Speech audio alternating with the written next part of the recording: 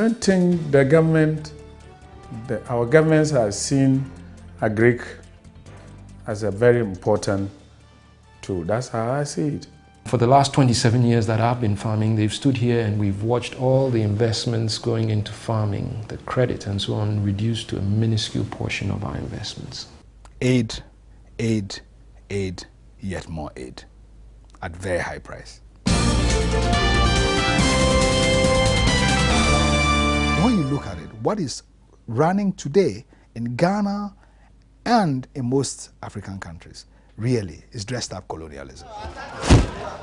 It began in the early 90s when a glut in Europe saw cheap surplus beef being dumped on West African markets. Poultry soon followed, and the growth in quantity has been exponential ever since. In 2010, the EU, USA and Brazil together exported over 200,000 tons of frozen chicken to Ghana, valued at $200 million. Worse still, imported chicken is being sold at below the cost of local chicken, and farmers here simply can't compete, resulting in the collapse of dozens of farms and the loss of hundreds of jobs. We spoke to importer Nabil Mukazil of Finatrade. We are traders. Whether it's imported or produced locally doesn't really change anything for us, as long as we can buy that product and it gives us a margin. I mean, we don't have a preference for imported products because a locally produced product is much easier to handle because, first of all, you don't have the whole logistic aspect of it. You don't have the foreign exchange aspect of it. When you're importing product, you're going to have to find the foreign exchange, send it outside. Locally produced products don't have VAT on them, so that's a big advantage. So all in all, a locally produced product is definitely much easier to handle and better for any business, whether it's us or anybody else. But is it there? At this point in time, no, it's not. And Nabil Mukazil says importers are not to blame. We're easy targets, but the reality is the poultry industry in Ghana has to look at the real problems of why they have not succeeded. Dr. Yao Graham of Third World Network agrees. I'm not interested in the importers because those importers are entrepreneurs. I'll assume that they would find other opportunities in the economy if the economy is doing well. Okay, so I'm not interested in importers. I'm interested in the policies which create the opportunities to import poultry as more important, as having some greater weight than the policies which stimulate local production. How is it possible, he asks, that imported chicken can be brought into the country and sold at below local cost? For poultry farmer Ken Korte, the answer is simple. Okay. Unlike local farmers, foreign farmers are heavily subsidized by their governments. Our developed partners invest about $340 billion a year through subsidies in agriculture.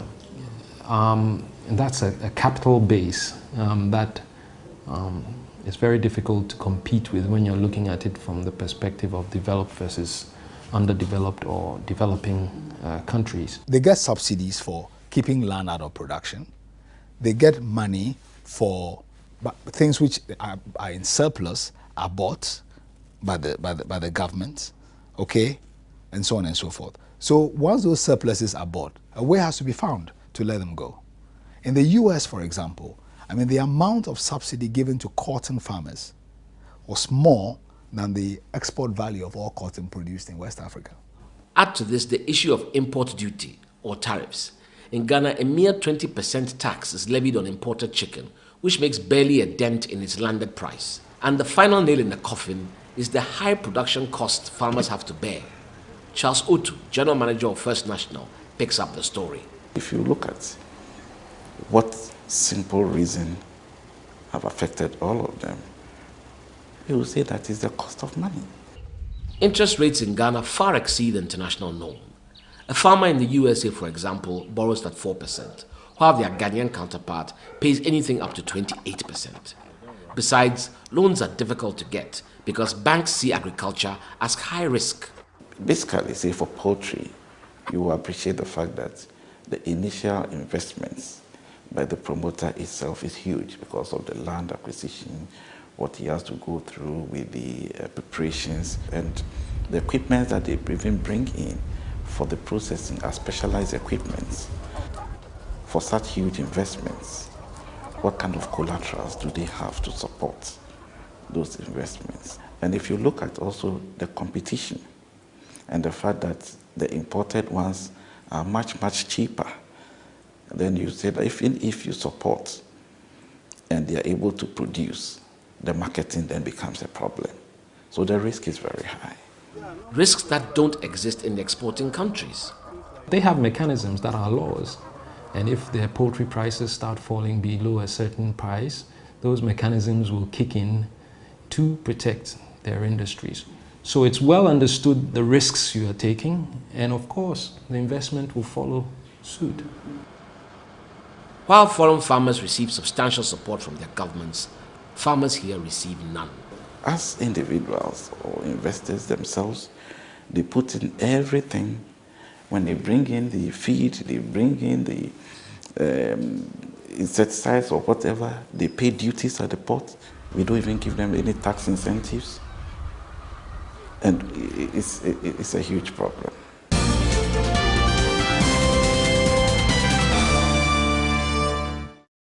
Are you in need of credible and relevant business information to make vital decisions? Or do you wish to reach Ghana's upmarket business and consumer segment with your product and services? Subscribe to and advertise in Business and Financial Times today, Africa's leading source of credible and relevant business information.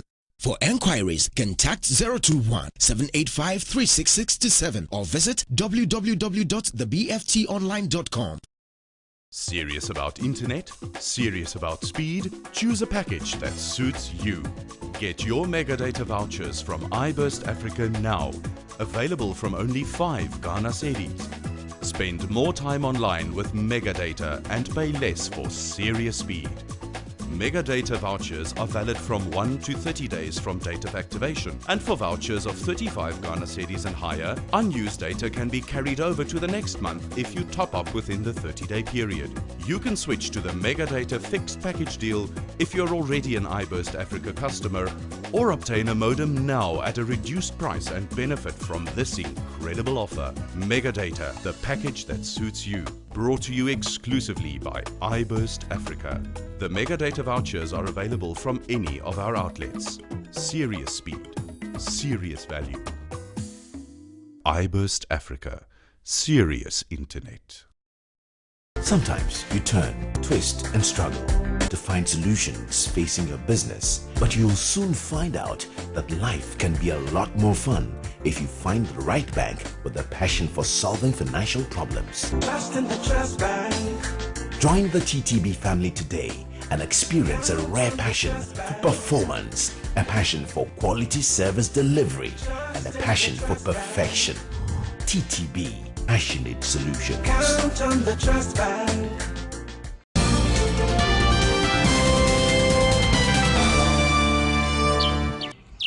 Despite the importance of agriculture, farmers get very little support from government.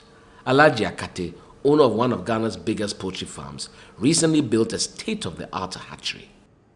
Bringing in infrastructure such as roads and electricity added a huge burden to his already high costs. The government should have come in and give us the light. We had to afford everything ourselves, send the light to the side. So are you telling us, are you encouraging the investors? I don't know, maybe I'm a local investor, that's why nobody minds you. This is related to the dominance of an ideology of economic policy aimed at attracting foreign direct investment, giving that priority to foreign investment to the detriment of locals. The paradox continues. In a country endowed with abundant fertile land, poultry farmers have to import maize, a major component in chicken feed, because there isn't sufficient local supply. And what is available costs the Ghanaian poultry farmer double what it costs his American counterpart because of mechanization. While the average Ghanaian farm yields 10 bags of maize per acre, The same land in Brazil, for example, yields 36, with obvious cost implications. Brazilian maize costs $170 per ton, local maize over $300. If we want to compete, I still believe that we should learn from the other places, South Africa, Brazil. They empower their farmers to do maize, soya, rice. We have all this in the country. We can easily do that. What are we doing? Not much, it seems. And first world farmers have the firm upper hand. They are advantaged compared to somebody who faces, price competition aided by subsidies, who faces a situation of effective policy hostility, struggling. Your margins are non-existent. It becomes a spiral to the bottom.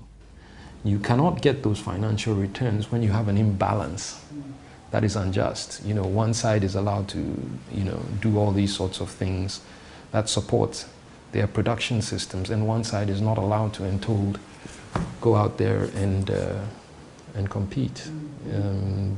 It's a non-starter. If you have resources, you can make long-term investments, which in the early days absorb your inefficiencies and allow you to improve the efficiency of your enterprise. All the giant enterprises of the world that we know today went through phases that they had a learning curve. Policy allowed them to survive the learning curve. Policy allowed them to make mistakes, to take wrong turns in the road, but to get back and progress. In the context we are talking about, policy does not offer people producing for the home market even a first chance, never mind a second. So what is this policy in which first world farmers are subsidized and Ghanaian farmers are not? In which foreign products are allowed to flood the market and jeopardize local enterprise? Let's start with the International Monetary Fund. The IMF's stated role is, simply put, to oversee the global financial system and provide support to countries needing financial assistance through loans, debt relief, and aid. But there are strings attached. Along with aid comes the IMF's right to interfere in the recipient's economic policy. Given that the IMF is the champion of free markets and trade liberalization, this means that recipient countries must open their markets to international trade, recognize the private sector as the market's driving force, and limit state intervention in the economy. Ghana is heavily dependent on aid and has therefore agreed to all of these conditions, hence the low tariffs and lack of subsidies for farmers.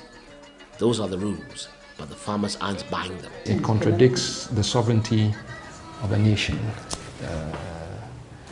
because a nation is there to provide opportunity for its people first and foremost, and the rest of the world secondly. And hopefully we would do it in such a manner that everyone in the world benefits from it. But when you have a system where only one part of the world is going to benefit and the other part is actually going to suffer deeply, I don't think it will sell, no matter how many treaties you get signed. The implementation will fail. Let's face it, it's not a fair world, particularly when you are on the receiving end of aid. Despite all the treaties signed and international commitments to free and fair trade, many first world countries haven't lived up to the spirit of their pledges. Their farmers are still subsidized and their markets protected, and they get away with it. Policing global rules of trade between nations is the role of the World Trade Organization. It's a frequently voiced criticism that the WTO is not impartial and has a bias towards rich countries and multinational corporations. Farmer Alhaji Akate has an unsurprisingly cynical view of trade, aid, and the IMF. They will give us money and come and sell their products and take that money back. And we remain poorest and poorest every day. We are giving them employment over there. And we are denying our people employment here. They are manufacturing their cars, manufacturing their planes, clothes, shoe, everything, selling it to us, and we sit down for them to come and take the agric that we have inherited from our great-grandfathers. They are telling us that you relax. We will give you a food to eat. What do you think about it?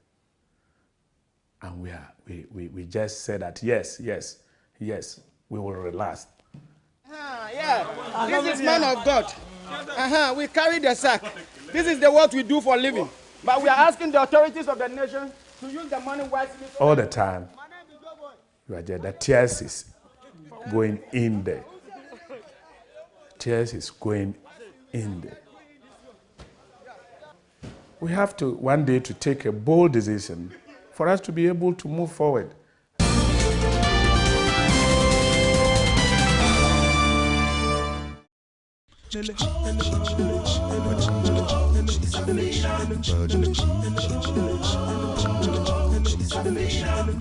Water from the bosom of nature, the real natural mineral water, undergoes psychology and good filtration.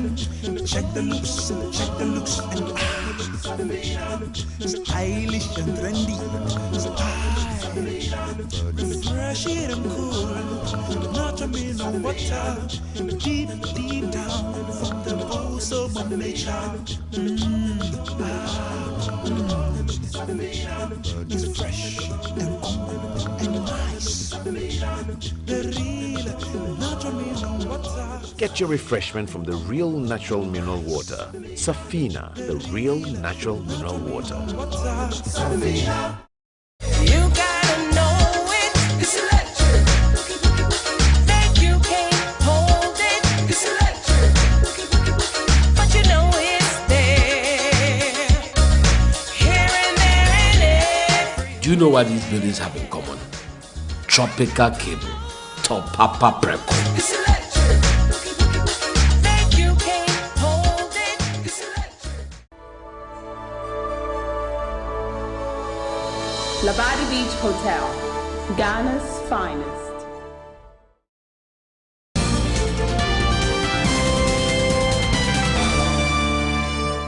Ghana's economic policy is strongly influenced by the IMF, but not all countries accept this control. Despite punitive threats from the IMF and World Bank, Nigeria banned all importation of poultry and today has a thriving industry with ambitious plans for regional expansion. Ken Korte had this to say. There's a massive sub-regional market that could occupy the poultry industry in the sub-region for years to come with enough business to develop, to scale, competitiveness, and so on and so forth. So when we are taking a position which is counter to many of our sub-regional partners, you have to start asking yourself, are we doing ourselves any serious favor? Because they're benefiting from these actions they're taking, whether it's a medium-term action or they're building up the capital basis of those industries. We wait maybe 10, 15 years later and we say, oh, we've got to do this. We do it, they're miles ahead of us, and that's what's going to happen. Given that we have all these fragmented small countries in West Africa who together are suffering from the same kinds of effects, how could we as a region develop a regional market where the different endowments and capabilities are harnessed so that together we grow and so on, so that our trade with the outside world is more beneficial than undermining as it is now? Nigeria have been able to do it, and Ghana are complaining that there is this, there is that. So for me, I would say that maybe they don't have that political will that Nigeria has. One can argue that because Nigeria has abundant oil and is therefore less dependent on aid, it had the freedom to make this choice. Perhaps so, but bans aren't the only option. In the regulations of the World Trade Organization, provision is made to protect developing nations. If a specific domestic industry is threatened by increased imports, that country may legally raise its tariffs and restrict imports for a certain period.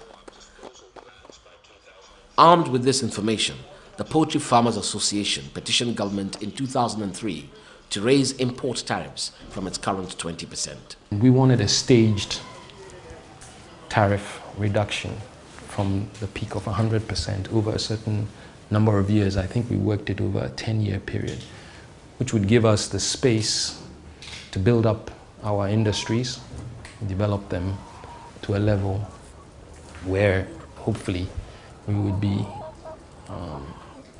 at par in terms of competitiveness, price-wise, certainly.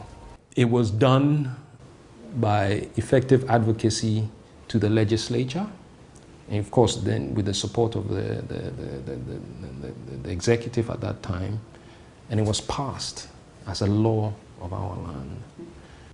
Good step, but the tariff was never applied because they gave in to pressure from the International Monetary Fund, who claimed that it was not in the interest of the poor to raise tariffs so that the price of poultry will be high.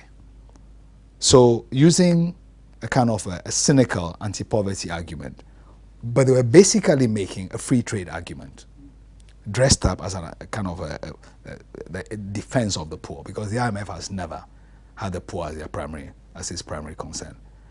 Put pressure on the government, and they never applied the tariff, which actually was a terrible act, because the decision of the sovereign parliament can be put under pressure by the IMF. But that also tells you the extent to which our governments are more afraid of their creditors than sensitive to the interest of their citizens. Ghana now has oil of its own, which by rights should soon free the country from the shackles of aid and the dictates of the IMF. But Yao Graham has his doubts. Our elite, their outlook about what this country needs is too subordinate to other people's vision. Whether it's the MPPs, the NDC, or it's the CPP, they're all exactly the same. The Ghanaian elite loved to be praised by the West. They love it when Obama comes and says, "You are the model to the world." They love it when Tony Blair or some such character comes around and says, "You are the model. You are the fastest, quickest reforming. You are number 5 in the world. You are going to become number 2 and so on." There's no qualitative evaluation. For the last 27 years that I've been farming, they've stood here and we've watched all the investments going into farming, the credit and so on, reduced to a minuscule portion of our investments. With one policy after the other, every single year.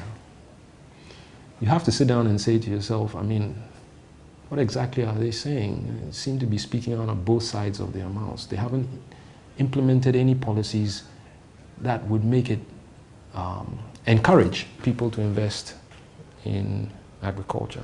And you can see no serious, so far as I'm concerned, no serious effort to tackle the livestock and poultry sector. What you hear is a lot of promises. You can take every single budget that has been read in the last 5 years. I can guarantee you the poultry industry's name is in there. To great elation by many, basically thinking, oh, this year they're going to do it, and every single year they do nothing about it. And sometimes they just basically repeat what they had promised to do 6 years or 5 years ago.